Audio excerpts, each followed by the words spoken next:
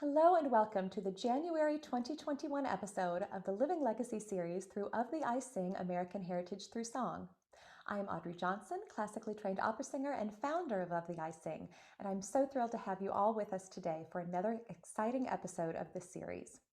During this time in which physical contact continues to be so limited, it's wonderful to have virtual opportunities to come together, such as this series. The mission of the I Sing is to bring American heritage to life through music, and a cornerstone of this mission is to champion and support contemporary American composers, because they are the living legacy of our nation's musical heritage and culture.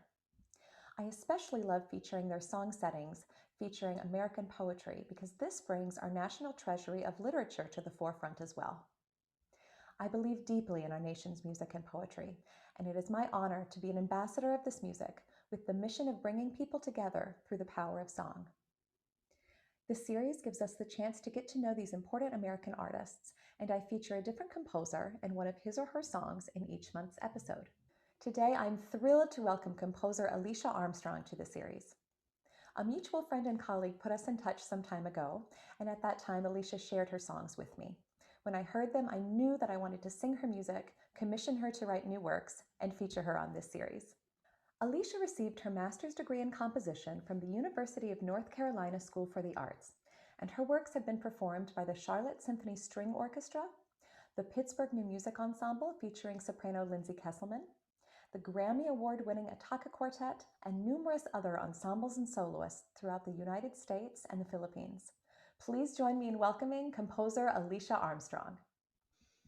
Welcome, Alicia. It is wonderful to have you with us today. Thank you so much for having me. I've really been looking forward to it. Oh, same here. I know this has been a long time coming, so this is a wonderful chance to finally get together and visit with you and find out more about you. So, Alicia, we would love to know, after hearing about all of your wonderfully impressive accolades, could you share your musical journey with us a little bit? How did you come to composing? I'm very thankful to have grown up with two parents who are musicians. And so I was exposed to classical music and to an eclectic range of musical styles from not just from an early age, but from even before I was born. My parents were involved in music while my mother was pregnant with me. And so I've grown up with music in our home, in my ears at all times. And I know that that has been so incredibly valuable to um, giving me the knowledge and the love of music that I have now. Um, my father is a conductor and musicologist and music educator, and my mother is a pianist and also teacher. And when I was 8 years old, we moved to the Philippines, where they both are still currently teachers at of music at a Bible college in Metro Manila. And so not only did I get the chance to grow up around music, but also in an amazing, vibrant culture of this huge city and everything that was going on all the time, and being surrounded by all the sights and sounds and smells of the city, and all of those things I know um, combined to to give me the sound that I have and the music that I write today. Um, I started studying piano and violin when I was very young, and continued to play them until I went to college. And in fact, my undergrad degree was in piano pedagogy. But I knew in middle school and going into high school that I didn't really have the drive to become excellent at either of those things. While I love playing and singing for my own enjoyment, um, I just never reached the standard of excellence that I would have liked in those instruments. And I knew that what I really wanted to do was to create music for other people to perform.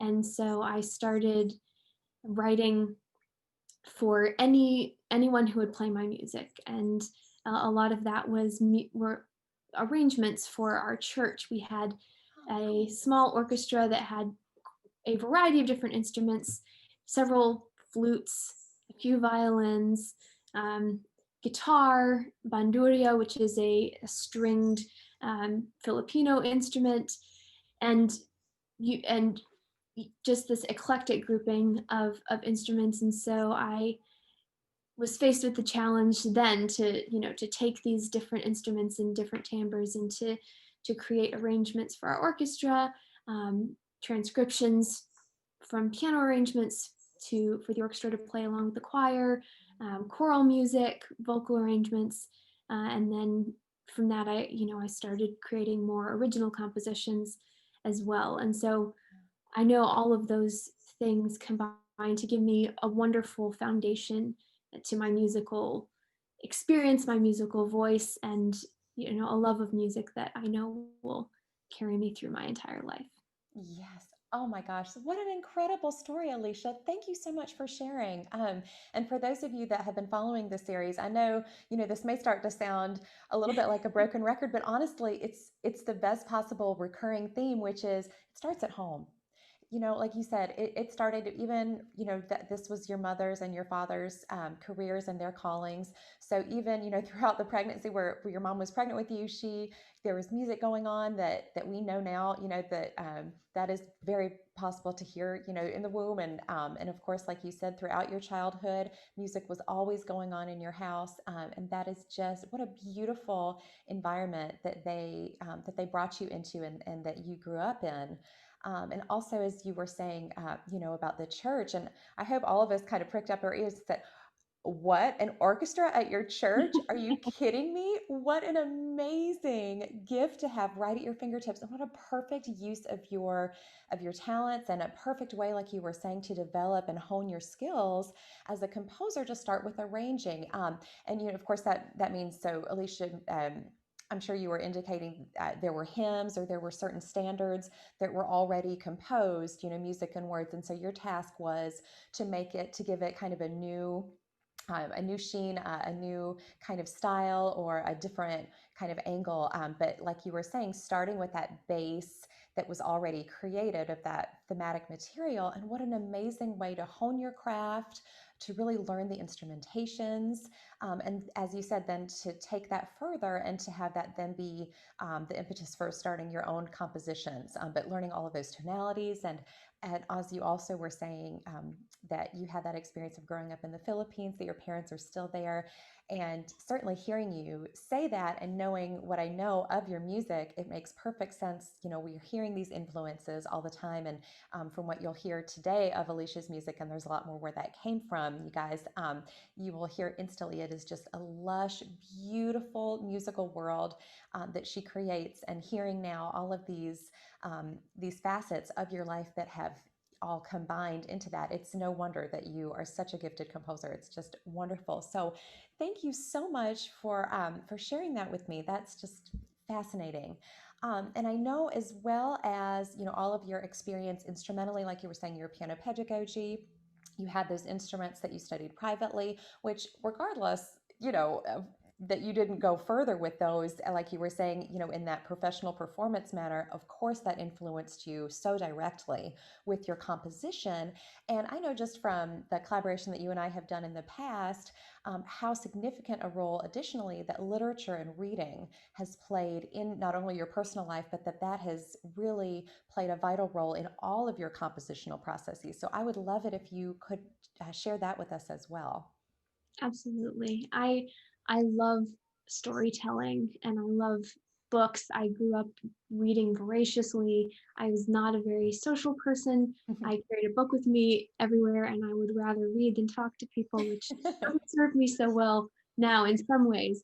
But I'm very thankful uh, for that influence as well. And um, it didn't really strike me how much influence that had on my writing until I was I was finishing up my undergrad and considering how to move forward. And a composition teacher who very kindly gave me some words of advice told me to find the one thing that I was passionate about that could influence all of my music. And while that might be a bit of an overstatement, I do think that words are that thing for me, and it plays in a large part into the vocal music that I write for obvious reasons, and I do love writing art songs and choral music and any music that involves the human voice. But it also plays into instrumental music, and while I'm always looking for inspiration, if you want to call it that, from experiences and from things that I see and hear, I consistently find that I find ideas and the impetus to write new music from the things that I read. And sometimes it's a, a book or a story as a whole, and sometimes it's a phrase or a word, and sometimes the words themselves play more directly into what's being written, particularly with vocal music. But I just find them an endless source of um, color and stories and life that I can then put into the music that I'm writing. That is beautiful. Thank you so much for sharing that. And what a wonderful piece of advice that your composer professor gave you, and just to really help you clarify that for yourself, that you know that now so distinctively. And that you were saying too, of course, with the vocal music, but not only the vocal music, also with the instrumental music as well. These are not just things that are relegated to the music that involves words with the voice, with choral or things of that nature. It's also orchestral, it's also instrumental. So I love that gives you that specificity and that real engaged storytelling that you so beautifully show in all of your compositions. So thank you so much for sharing that.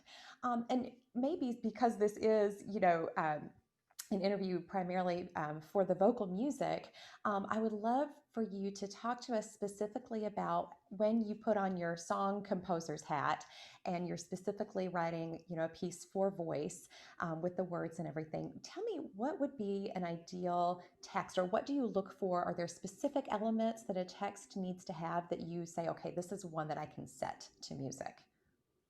I think this ties very directly into the style of vocal music that I enjoy writing and that I am kind of aiming for with any vocal music, and that is a very conversational, natural style. And I love musical theater as well, so I think this ties into it hugely to kind of bring the color and variety and some of the techniques from classical music, but to merge that with a very clear and a very conversational style of singing that you often come across with musical theater Mm-hmm. songs. And so for texts, I'm usually looking for something that will allow me that freedom, something that isn't, maybe doesn't have as strict a meter or rhythmic pattern. Sometimes it's even prose, which Mm-hmm. is in the case of our collaboration, setting two texts that were not meant to be poetry or even literature necessarily.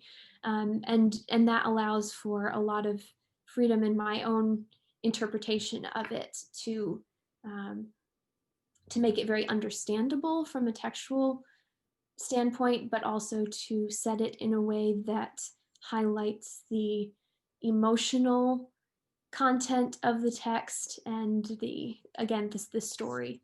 Um, and I also, from a practical standpoint, I love setting public domain text because then I don't have to worry about the copyright.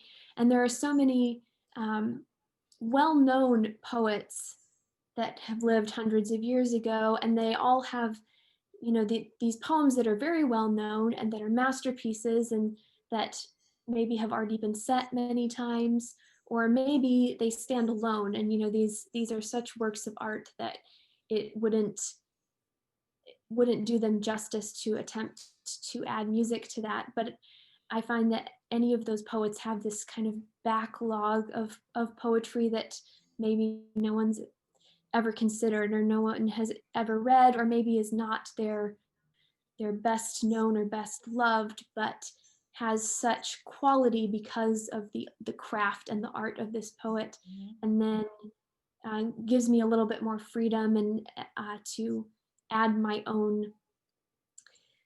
my own voice to it and to highlight what I read in those poems. Absolutely. And smart lady for sticking with the public domain pieces. That is so, so, so vitally important. And it's wonderful that you, when you start your compositional process, that you start from there with the song, because there is just, it is so disappointing when a composer writes a beautiful piece that, people want to sing it, and due to the bureaucratic red tape surrounding the text, it's not anything to be that can legally be performed. So bravo to you for for knowing that and Very sticking with it. pragmatic. It's a very Yeah, pragmatic choice. absolutely. Well, To you have simplify to have that element. I mean, it's all involved, and so and that makes things right. I mean, for that reason, I'm able to sing your song today. So I'm extremely grateful for your attention to that important element.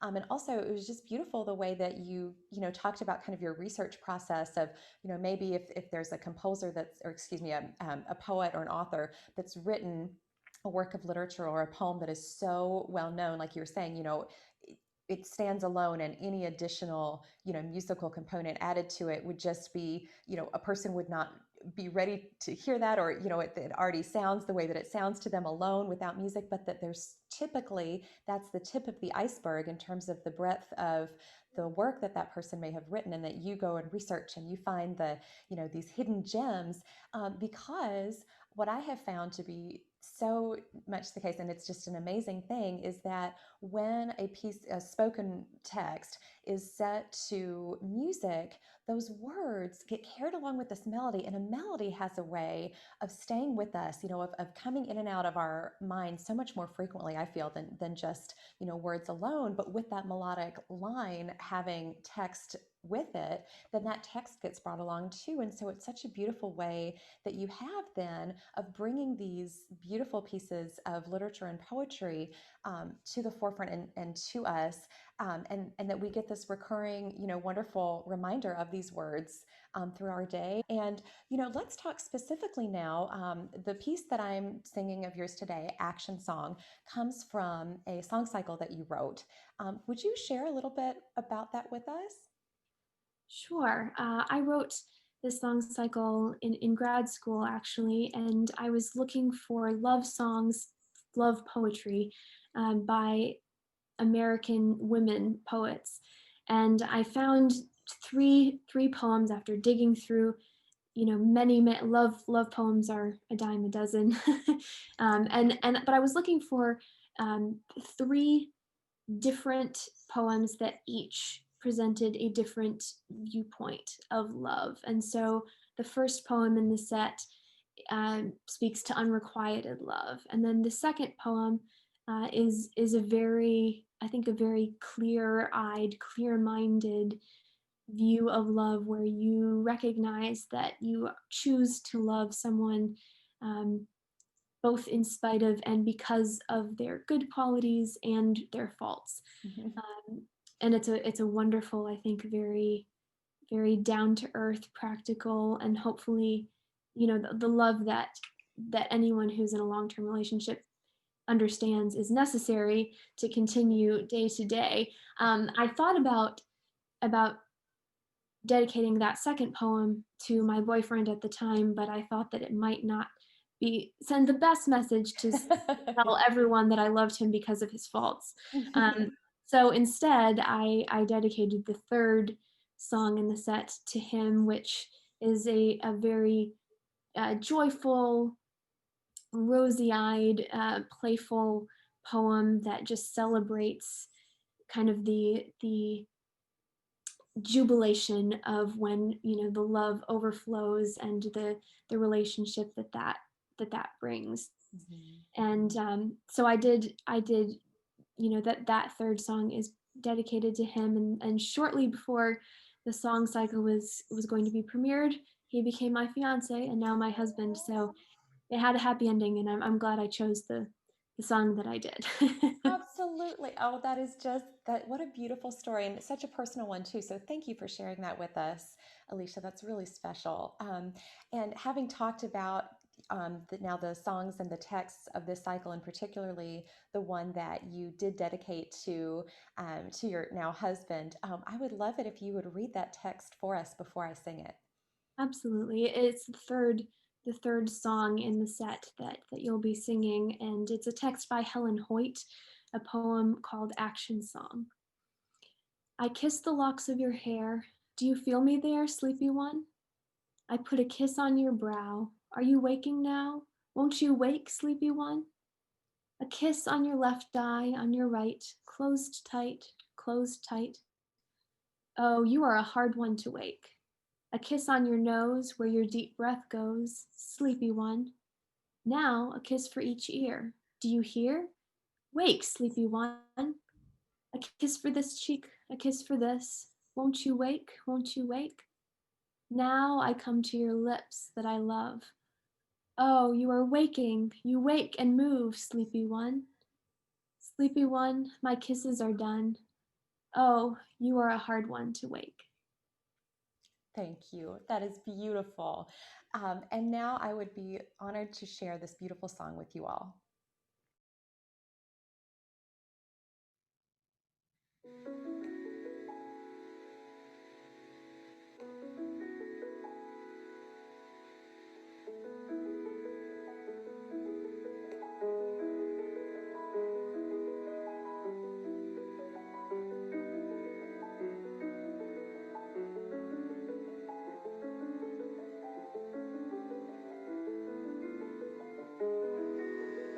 I kiss the locks of your hair.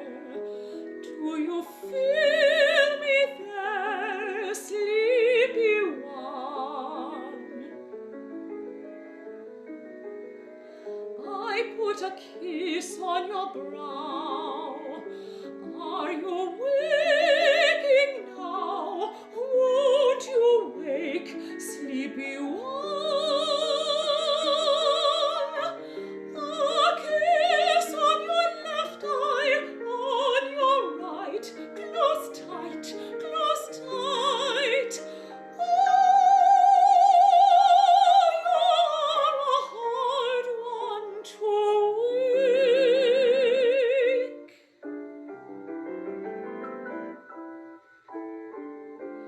A kiss on your nose, where your deep breath goes, sleepy one. Now a kiss for each ear. Do you hear? Wake, sleepy one. A kiss for this cheek, a kiss for this. Won't you wake? Won't you wake? Won't you wake? Won't you?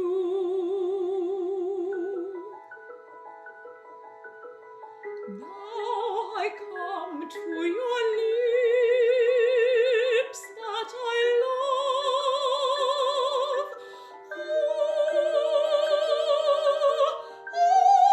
You're waking. You wake and move, sleepy one. Sleepy one, my kisses are done. Oh, you are a hard one to wake.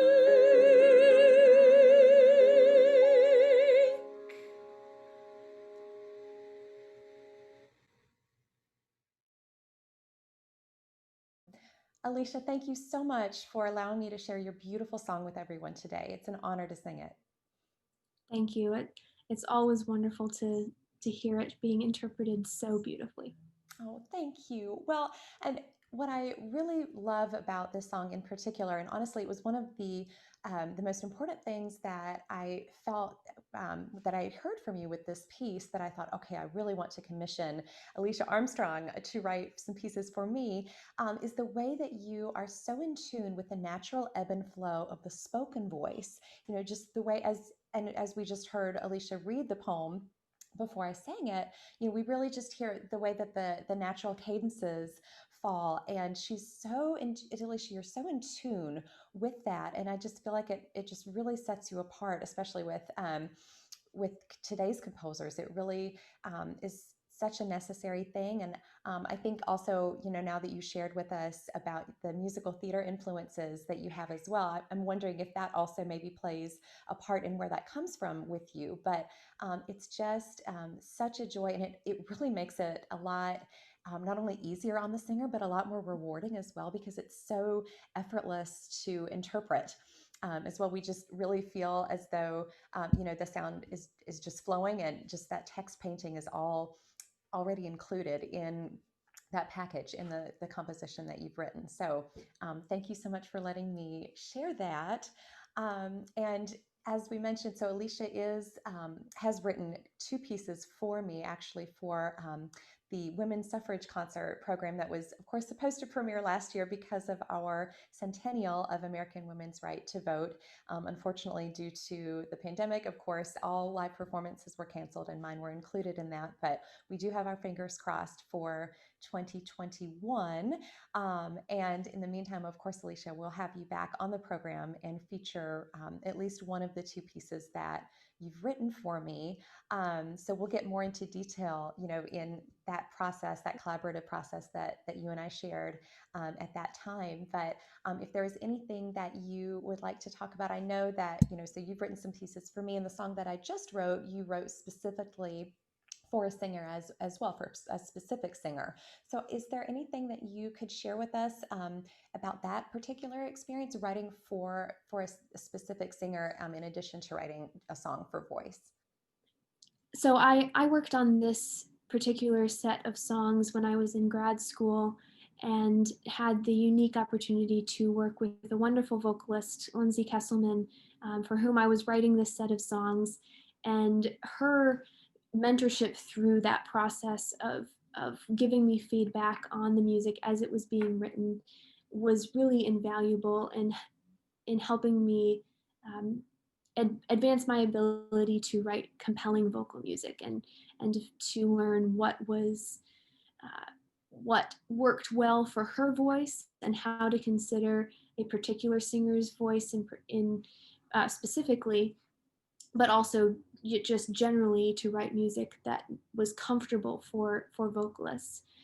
And that experience in particular, but also my entire time in grad school, was a wonderful opportunity to be surrounded by amazing musicians, both students and faculty, and any opportunity that I had to hear my music being played and then to get their feedback helped me grow so much in learning how different instruments really work, more than you can get out of an orchestration textbook, and what instrumentalists want, what do they want to play, what works well for them, what's comfortable, what is a challenge to them that they like, what is impossible. All of those kinds of things were just so helpful, and I would say one of the biggest things that has been a help to my growth as a composer has been to hear my own music being played whenever possible. The a MIDI realization, or how it sounds in your own head, or when you're trying to plunk it out on the piano, none of those things compare in any way to hearing it actually be performed by that particular instrument or that particular singer. And it's both an incredibly wonderful experience to hear the things that you have heard in your head come to life, but it also, each experience like that, I think, helps me grow to hopefully write something a little bit better the next time around. Alicia, that is fantastic. I'm so glad that you had that mentorship experience with, such a wonderful singer as Lindsay Kesselman, but also, like you were saying, any opportunity that you had to work with real live musicians, because you're right, there's the theoretical, and that's very important. We learn a lot from the textbooks and from the theory, but you're absolutely right too, that only could take you so far, and that you really needed that real life, real world experience, to know, okay, well, yes, for this particular instrument, okay, technically we can do this, but it's not going to sound like you think it's going to sound, or it's not as easy to do it this way. Maybe this would be a different option, and all of those things that you learn from working with real people, with the actual instrumentalists and vocalists. So thank you for sharing that. And yes, for those of you, I can certainly attest to, I can say, as a singer, if I'm looking at a piece of music that was already written, it can fit, about as well as, kind of, if you compare it to going clothes shopping, it's off the rack, and you can get a pretty good fit with off the rack, but there's nothing like tailor-made. And so Alicia, I definitely feel, so honored that you wrote two pieces for me. And when I sing them, not only do I feel great about conveying the text, we had so much fun putting those texts together, but also I really do feel like it was just written for my individual unique voice, and that is a very special thing indeed. So I'm just so thrilled with being able to work with you and collaborate with you in that way, and I know that it's just the beginning of, as they say, of a beautiful friendship. So I can't wait to share your pieces with everyone on a future episode of this series, and to have you back to discuss things even further. But when we close for today, I'd love to know, and of course at this stage in your career, you have a wonderful, exciting career ahead of you. There's so much more that we know that you will do. But even, just at this stage, when you are able to reflect back on the experiences that you've had so far, would there be any one thing that you would say is the most important thing that you have learned? I think the most valuable thing in developing my ear and my ability to write has been just listening to music. And I, as I said at the beginning, I had the wonderful opportunity to grow up around music. And then when I was in college, yeah, as a music student, you're surrounded by other people who are also making music, and there are recitals and concerts all the time.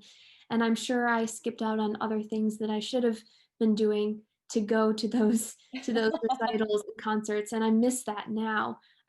Particularly with the absence of live Mhm. performances altogether, but just the proximity of being, in a university or in a school where you just have these opportunities surrounding you all the time. And now it's much more, you have to seek those opportunities out. But I know that whatever I'm listening to at any given time heavily uh, informs the music that I'm writing. And so just filling my ears with eclectic sounds, Mhm. and continually exposing myself to the music that I love and to the music that I aspire to, to reach a similar level of craft and of excellence and of beauty, and of drama and storytelling and all of those things.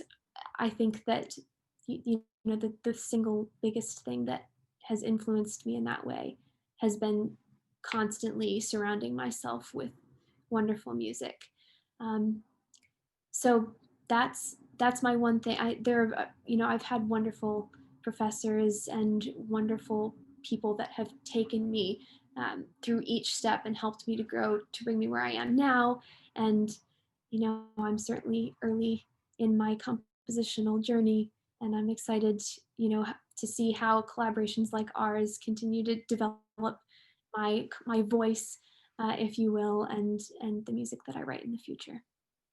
Absolutely. Thank you so much for that, Alicia. And how beautiful that the most important thing that you do is continuing to grow by listening to others. And that is such a humble and selfless um, attribute that we, of course, I hear that in your music as well, but it makes perfect sense that you are the writer that you are when that is at the forefront of your process. So thank you so much for sharing that today, and for being here. It has been such a distinct pleasure to have you on our series. Thank you.